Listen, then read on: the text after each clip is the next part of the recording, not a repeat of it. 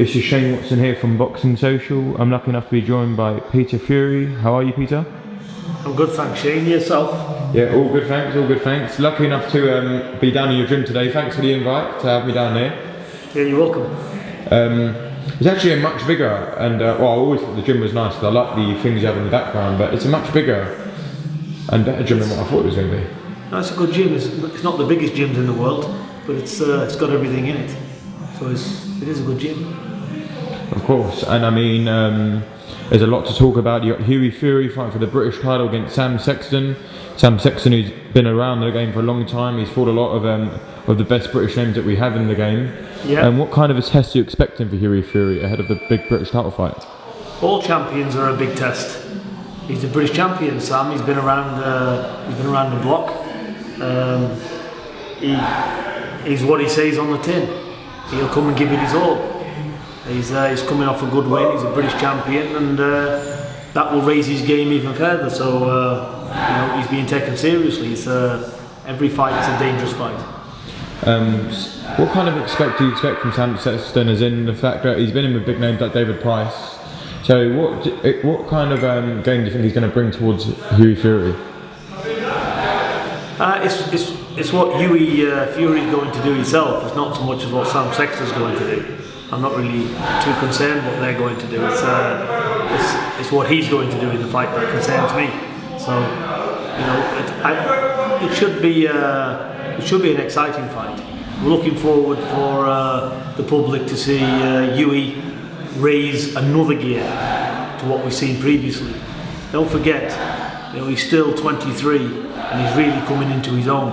So expect to see improvements again.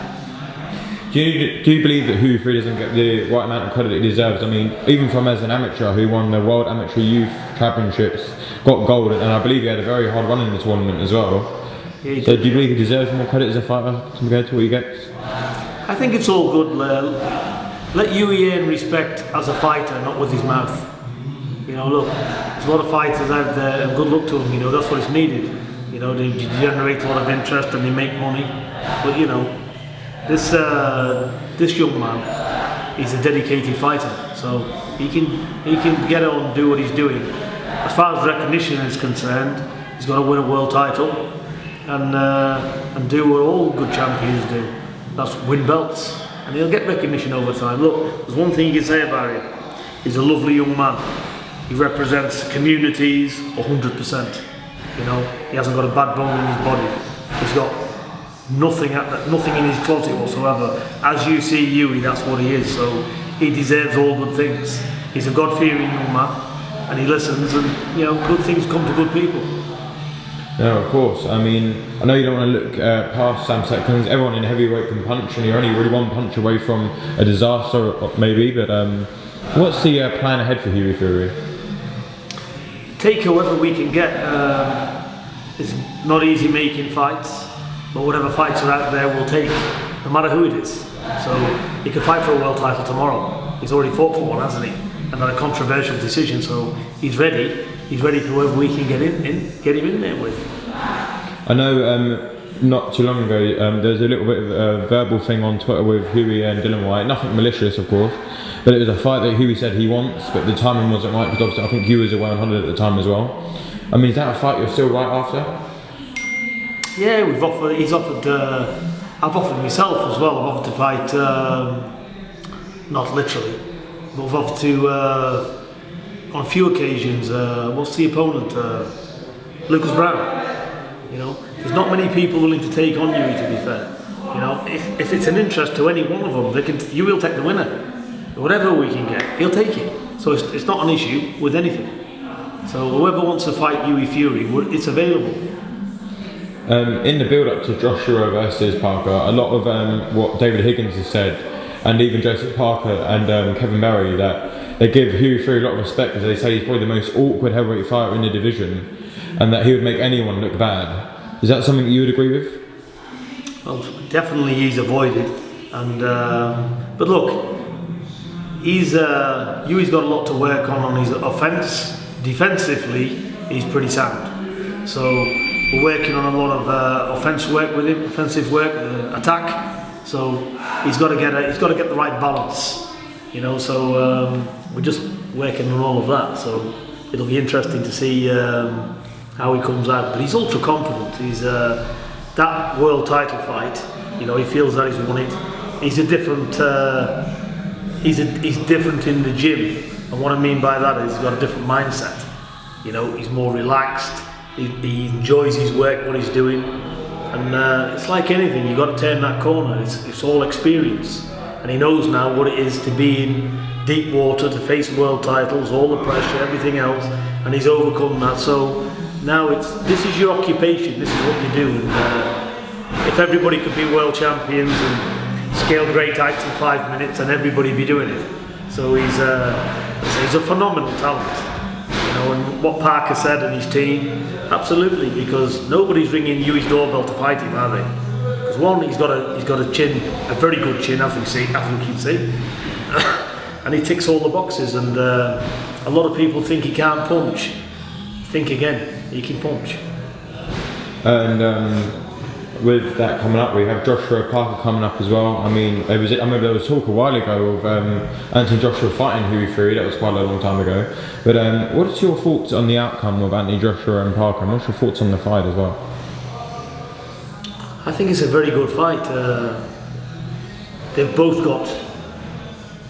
If Parker underestimates Joshua's power, it'll be a good night. If Joshua gets Parker on the ropes and starts unloading, that's a danger sign for Parker. You know, Parker's got to basically use his boxing, tie Joshua up, you know, keep him offset, and you know, but let's be honest now. Joshua's got to watch what he's doing as well, because you just can't walk into Parker, because Parker has got decent power. You know, you're looking at his last fights thinking, you know, he's took people the distance, but these guys are durable. They don't go anywhere. Hughie's nigh on impossible to hit. You know, the other Mexican from America he won the world title from is a good solid fighter. You know, what was he called now? Was it, I can't think of it. He was like chubby-ish. Do you know what I mean? Who he won the world title from America? Oh yeah, Andy Ruiz Jr. Andy Ruiz Jr. Yeah. Good fighters, undefeated. You know, Parker ticks all the boxes. He's a fantastic young heavyweight. And I see this as a close fight. It could even be an upset. But if Joshua catches him, he'll go. The same as if he catches Joshua, he's in trouble.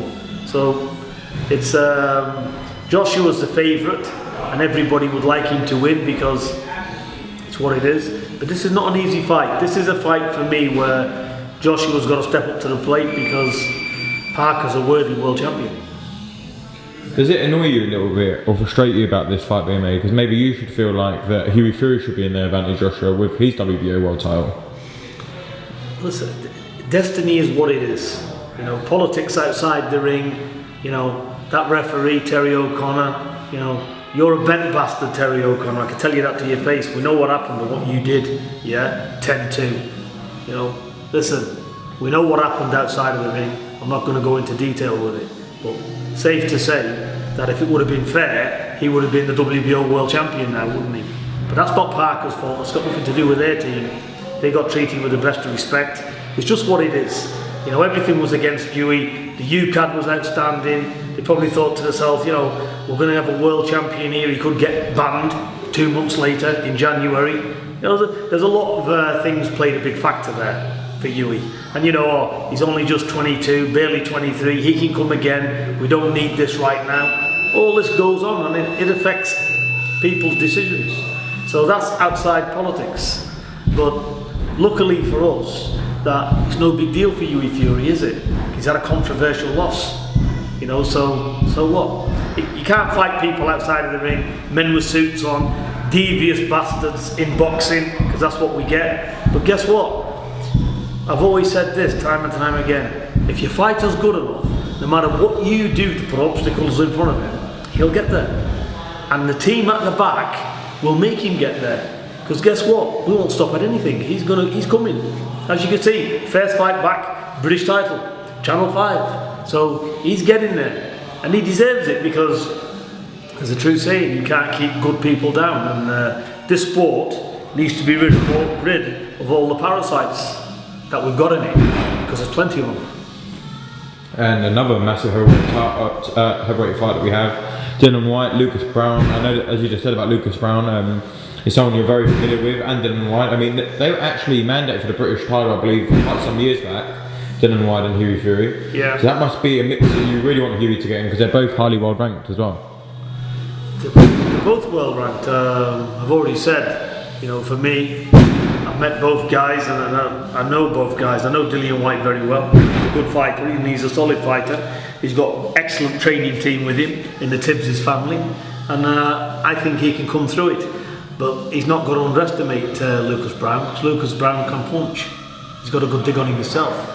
So it's a good fight while it lasts. I pick Dillian to come through that fight. Of course, and then we had a very, very good heavyweight fight. I'm definitely sure that you would have watched, Deontay Wilder and Luis Ortiz. Yeah. It was almost like Joshua Klitschko in some kind of sense, where it almost turned the other way around when Luis Ortiz really badly hurt Deontay Wilder in the 7th round. What was your thoughts on that fight, and do you respect Deontay Wilder even more now for coming through that fight? I think it was a good fight. You know, it's easy to look at what Deontay Wilder wasn't doing, but let's face it, you know, you've got a southpaw Cuban who's had 370 amateur fights. He's a decorated amateur. He's won every fight he's had, 24-0. He's an unbeaten fighter, and he took the bull by the horn. So full credit to Wilder's team, because he did what he had to do, and he was very difficult to work out. You know, he wasn't a typical lazy Cuban like I thought he would be, to be honest. He did put the work in. He come for the win, and he put his best A game on. But it just wasn't enough, because Wilder, he had a rocky-ish 7th round. Nothing really. Them shots didn't look like they was landing that clean to me. You know, a lot of it was fatigue as well. So I see him. I see Wilder. He come through that, and he got the finish. But you know, look. You've got a guy who's 40-0 with 40 knockouts, is it? Yeah, something like that, yeah.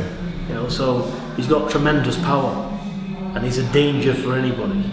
Whoever says Deontay Wilder's going to be a walk in the park, you have to be a fool. If this guy hits you properly, you're out. So that's all right. You know, boxing's not his best forte, and everything else, but he makes up for it, because this guy's got dynamite in his hands. So you've only got to slip a little bit of concentration and you've got a problem.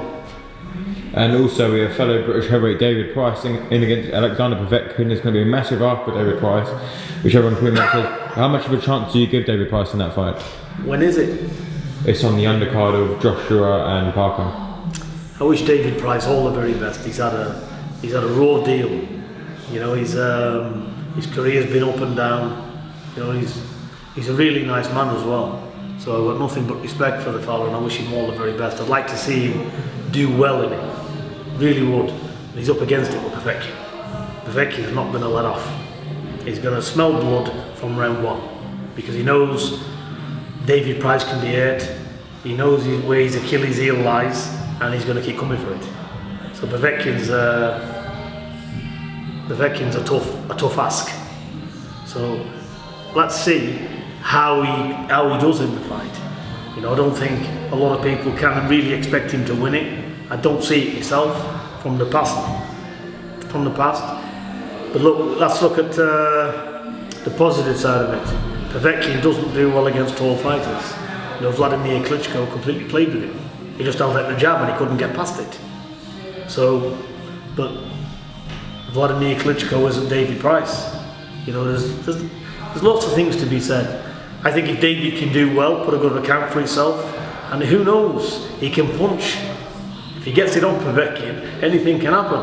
And what a turnaround. So, God needs to be on David Price's side, that's what I would say. But there is a God above, and if you believe enough, it can happen. So David Price can cause an upset.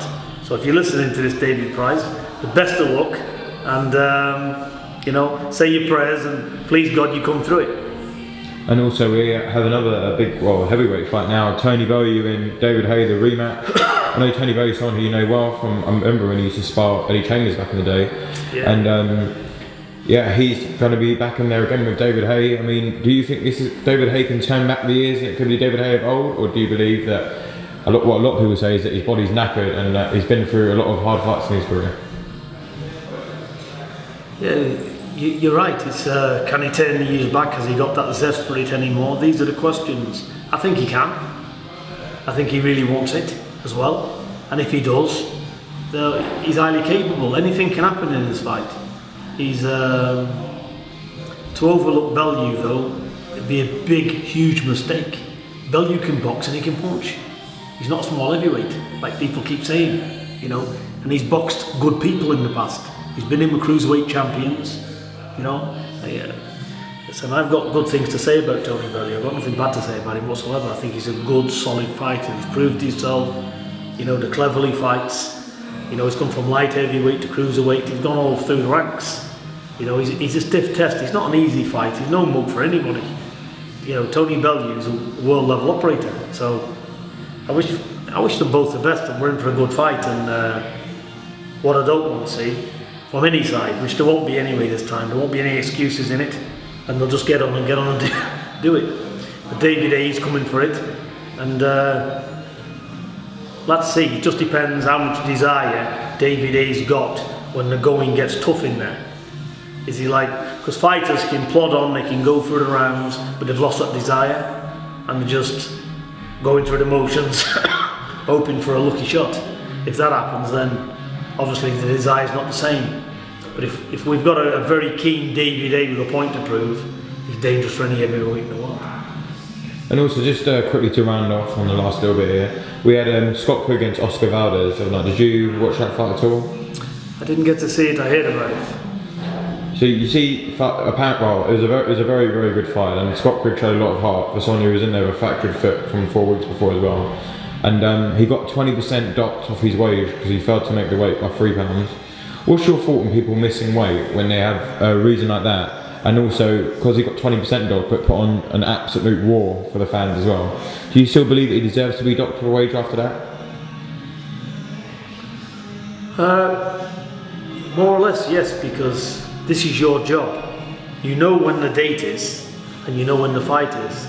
The weight should be calculated absolutely properly. So obviously something's gone wrong there, and whether it's his fault, the trainer's fault, they've got to take responsibility for it. So, you know, world titles are not made for weight for nothing. You can't flout the rules, can you? So, he got breached. It wasn't for a world title, and I'm not so sure about the fines. I think taking the belt is enough, so there's no title involved. So, but like I said, things happen. It's they've got something wrong, haven't they, in the camp?